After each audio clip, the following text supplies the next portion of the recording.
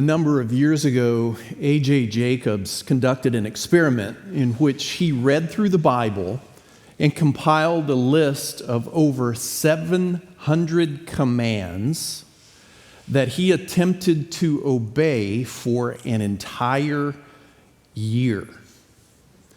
Part of that included letting his hair grow, and so this is what a year of living biblically looked like for A.J. Jacobs. That's also the title of the book he wrote about his experience, A Year of Living Biblically. And in an interview, he was asked, which commands were the hardest for you to obey? And he said, two kinds of rules were hard. Avoiding sins we commit every day, like lying, gossiping, and coveting, was hard. And then there were the rules that were hard to do in modern life, like stoning adulterers. But I did manage to fulfill that one. And he tells the story of how he was in a park, hair growing out, dressed in biblical garb, and an older gentleman asks him, "What are you doing?" And he explains the experiment to him, how he's trying to obey all the commands of the Bible, and including stoning adulterers. And this gentleman says, "Well, I'm an adulterer. Would you like to stone me?" And Jacobs had a pocket full of pebbles that he had reserved for this very purpose, and he pulled them out and threw them at the guy. Now, he couldn't stone the man to death because that would be, in modern equivalency, murder, which would also break a commandment in the Bible. So he said, there were occasions I had to make some choices and do the best I could do. He was also asked in the interview, are there any rules or commands that you're continuing to obey now that the project is over? Have any of them become habits? And he said, there's a lot of gratefulness in the Bible, and I would say I'm more thankful. I focus on hundreds of little things that go right in a day instead of the 3 or 4 things that go wrong. And then he says, and I love the Sabbath. There's something I really like about a forced day of rest. We're continuing our series in which we're exploring what it means to organize our lives around the basic goals of a follower of Jesus. And those goals are being with Jesus, becoming like Jesus, so that we can do what Jesus did. And one of the ways we organize our lives around those goals is to build a trellis of practices, also known as a rule or rhythm of life, that gives our lives shape and structure and provides the necessary space for the Holy Spirit to work on and in us so that we can grow and flourish in Christ's likeness. Last week, Wes walked us through the practice of silence and solitude. I hope you had the opportunity to experiment with that practice in your daily routine this past week. Today, I am going to walk us through a weekly practice, the weekly practice of Sabbath or rest. Let's begin with a bit of Bible study to put the Sabbath in its proper context. The foundational text is found in Genesis chapter 2, verse 2, when we're told that by the seventh day, God had finished the work he had been doing. So on the seventh day, he rested from all his work. Then God blessed the seventh day and made it holy because on it he rested from all the work of creating he had done. By resting on the seventh day, after 6 days of creative work, creating the heavens and the earth, God establishes a sacred rhythm for creation and for life in God's world. 6 days of work, 1 day of rest. Work 6, rest 1. 6, 1, 6, 1, 6, 1. The sacred rhythm of creation. And then in Exodus 20, we find that The command to observe the Sabbath, to keep the Sabbath, is included in the Ten Commandments. We read in chapter 20, verse 8, remember the Sabbath day by keeping it holy. 6 days you shall labor and do all your work, but the seventh day is a Sabbath to the Lord your God. On it you shall not do any work, neither you, nor your son or daughter, nor your male or female servant, nor your animals, nor any foreigner. Why? For in 6 days the Lord made the heavens and the earth, the sea and all that is in them, but he rested on the seventh day.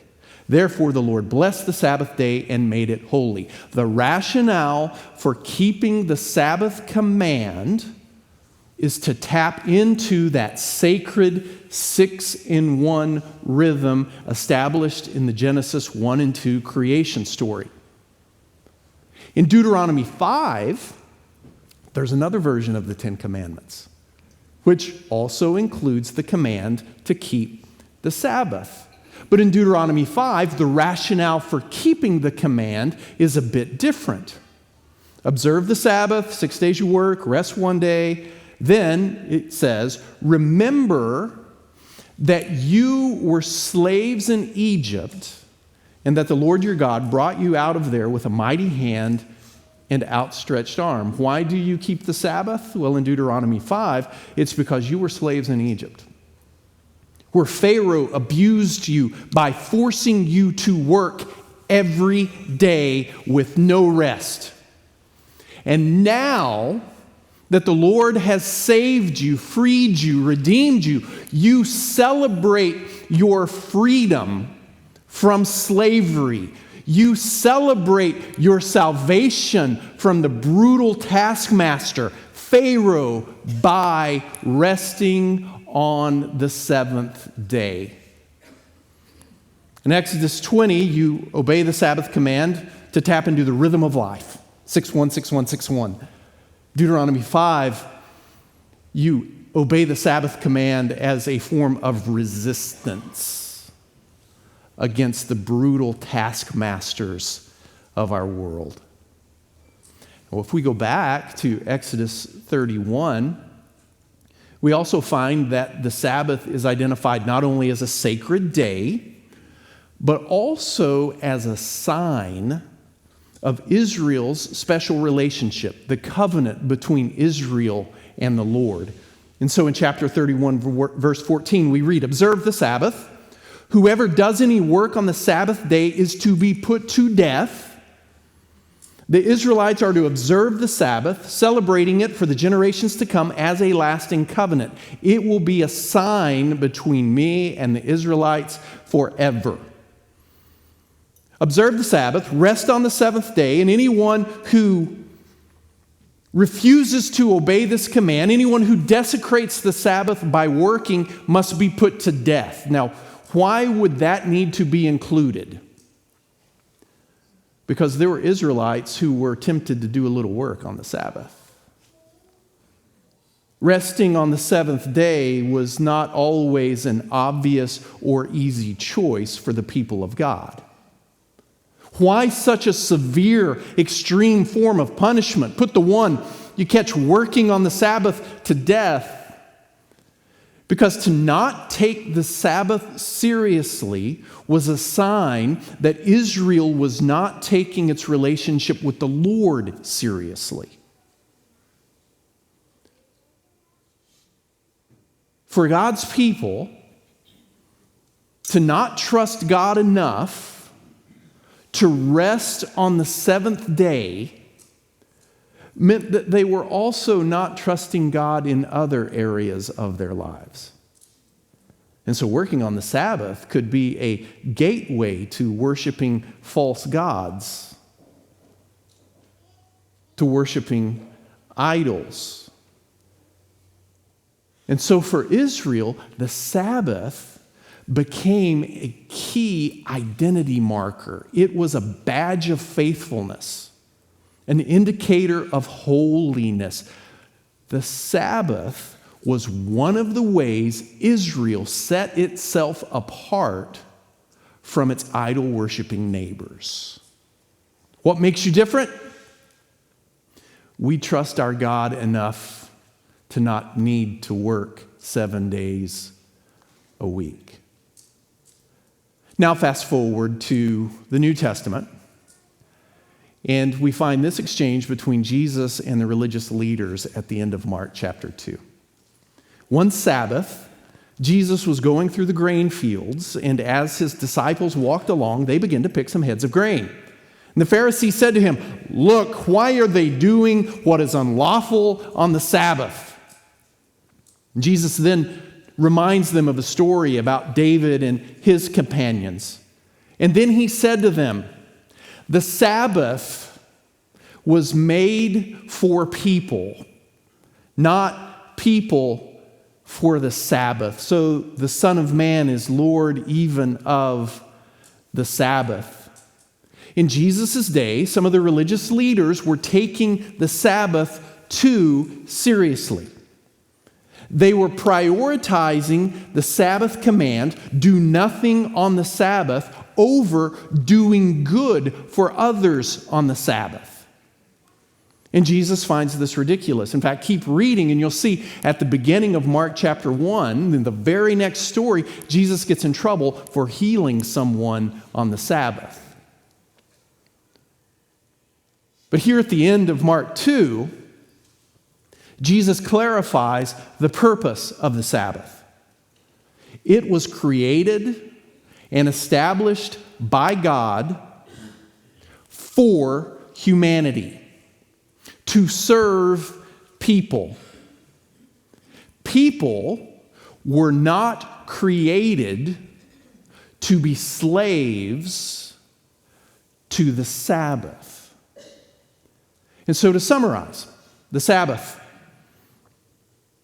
a weekly day of rest, was a gift from God to humanity, which became a sign of Israel's special relationship to the Lord.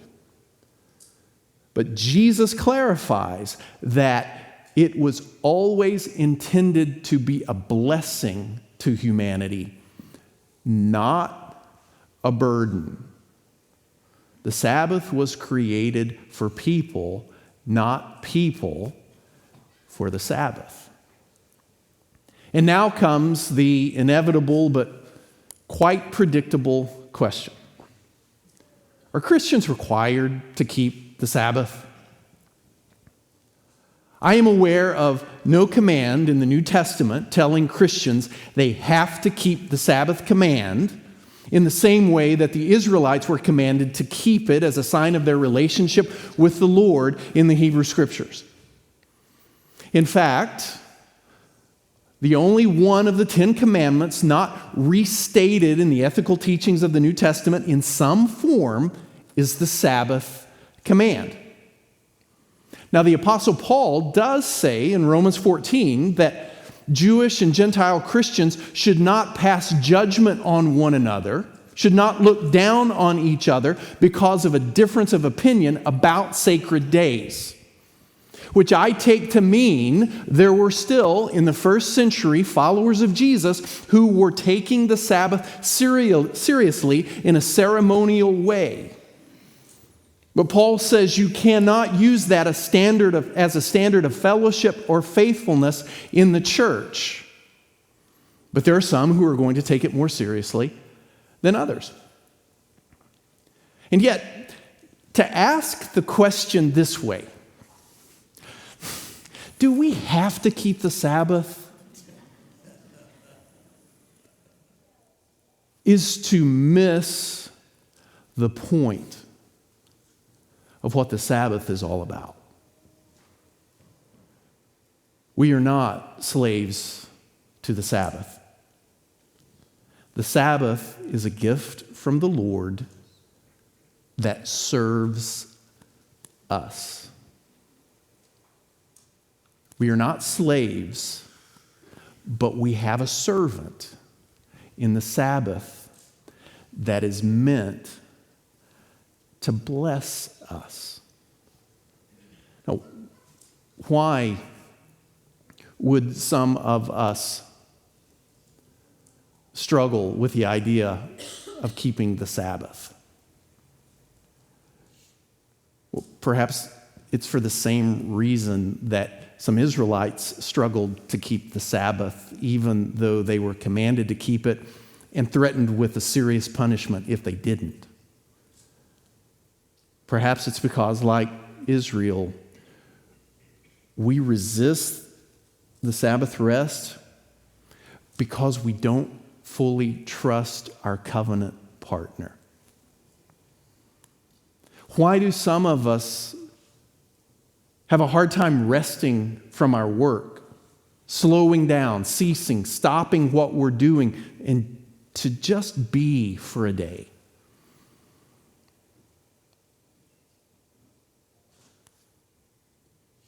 Because when we're working, we feel like we're in control of our destiny.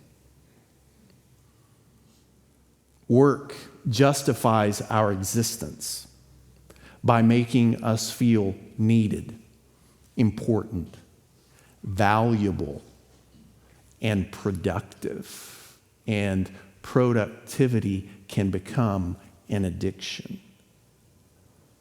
A young doctor was friends with another doctor who was a couple of years ahead of her, who was also pregnant with her second child.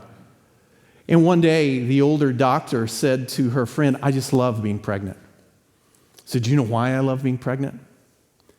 Because when I'm pregnant, it's the only time that I feel productive all the time. Even when I'm sleeping, I'm doing something." We don't resist a Sabbath rest because as Christians we're never told to keep the Sabbath. We resist a Sabbath rest because we are idolaters. And we turn our work, our productivity, our busyness, which has become a status symbol, into false gods, mistakenly believing that they are the source of our identity, value, and security. And the Sabbath practice, tapping into that 6-in-1 sacred rhythm of creation, reminds us that our identity, our value, our worth, our security can never be found in our work or our productivity or our performance. Those things can only be found in our relationship with the Lord. And the Sabbath reminds us that it is foolish and futile to ask from our work what only God can give. Work is good. Work is a gift from God as well. It's necessary to work. Work is good, but work is not God. And neither are we. And to practice the Sabbath, to tap into that 6-in-1 rhythm of creation, is a declaration of faith, a declaration of trust that for 24 hours a week, we believe that our covenant partner, the Lord, can manage the world just fine without our contribution. And so today, the invitation is the Sabbath practice, a weekly day of rest. A day with a different pace, a different feel, a different mode, a different level of activity than all the other days of the week. And this is something you can do by yourself, or even better, it's something you can do with your family or with a small group of friends. And here are some suggestions for implementing this practice. First, establish a 24-hour period for you and your family to rest. A 24-hour period for you and, if applicable, for your family to rest in a way that's different from the other days of the week.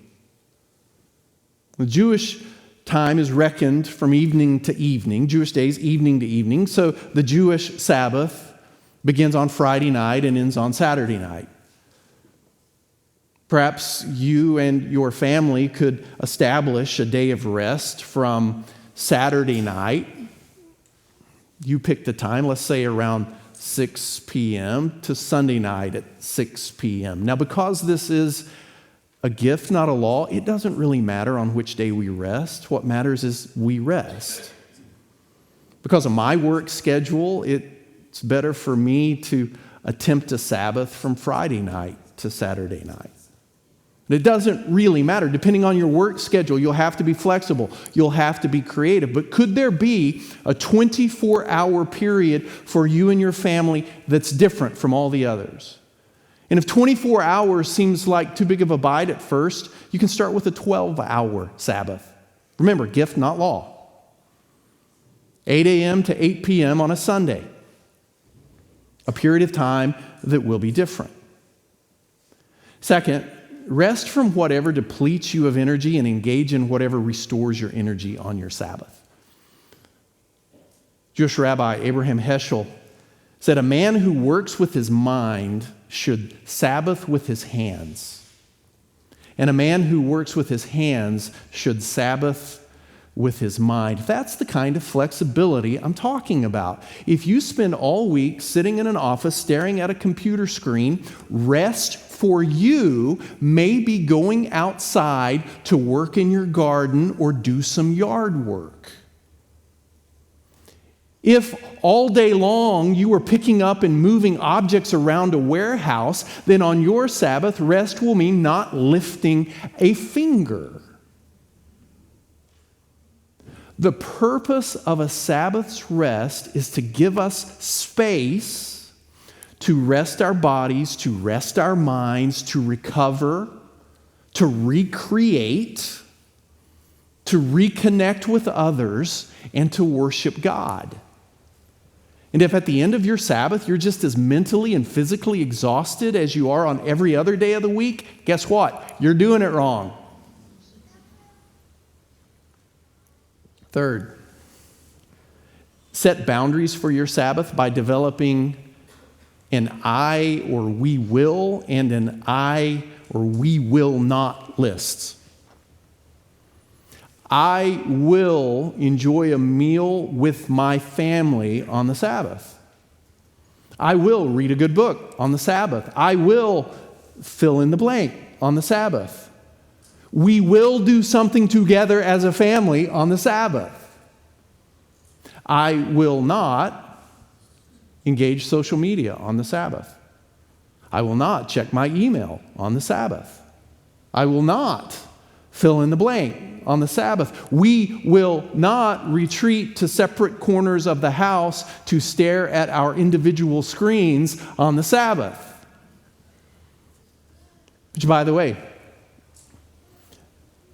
just as Israel gave their animals a rest on the Sabbath, maybe we should also rest our beasts of burden, our technology on the Sabbath. Just imagine how much longer our phones, iPads, and laptops will last if we rest them one day a week. Imagine how much longer we will last, how much better we will function if we rest from our technology one day a week. Now, at this point, I assume some of you are thinking, if we're going to practice the Sabbath with any kind of consistency at all, we will have to totally reorganize and restructure our lives. And that is a valid objection.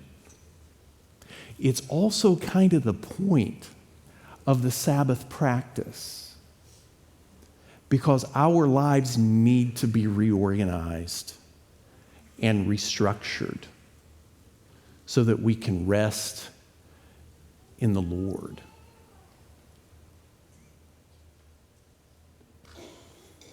In days of old, ignoring the Sabbath could get you killed. Today, we ignore the Sabbath. We resist the gift of rest at our own peril. Not because someone is going to stone us for breaking a sacred command, but because our compulsive busyness, our manic productivity, our workaholism is killing us. We ignore the Sabbath at our own peril. There's an old story told of a Westerner who lands in Africa. And he intends to make a rapid journey into the jungle, and so he hires several local porters to carry his supplies. And after several days of intense travel, moving a little faster each day, fitful nights of sleep, the Westerner awakes to find his porters sitting under a tree, refusing to move. "We will not pick up your stuff and walk today," they say. He commands them. He cajoles them. He tries to bribe them. He begs them, but they refuse to budge. And when in exasperation, he asks them why they're being so stubborn, they say, "We have been moving so fast that today we must rest, so that our souls can catch up to our bodies." Work is good. It's good to work. It's good to have important and meaningful things to do. But sometimes, perhaps once a week, we need to allow our souls to catch up to our bodies. May you receive and embrace the gift of rest, for it is a gift from the Lord. Go in peace.